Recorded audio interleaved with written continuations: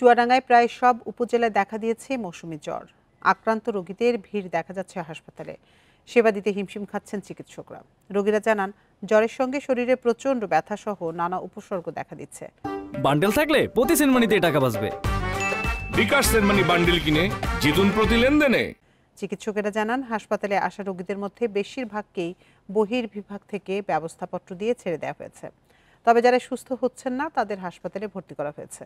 হাসপাতাল কর্তৃপক্ষ জানিয়েছে, প্রতিদিন 2 শতাধিক রোগী শুধু জ্বর ও কাশিতে আক্রান্ত হয়ে বহির্বিভাগ থেকে চিকিৎসা নিচ্ছেন। বর্তমানে শতাধিক রোগী হাসপাতালে ভর্তি রয়েছেন।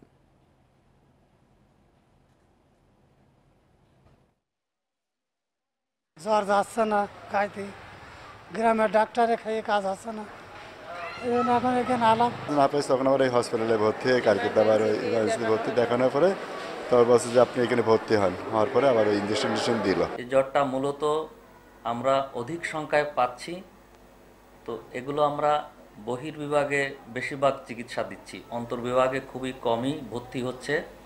তার কারণ এটা খুব মারাত্মক সংক্রমিত বা খুব মারাত্মক পর্যায়ে যাচ্ছে না।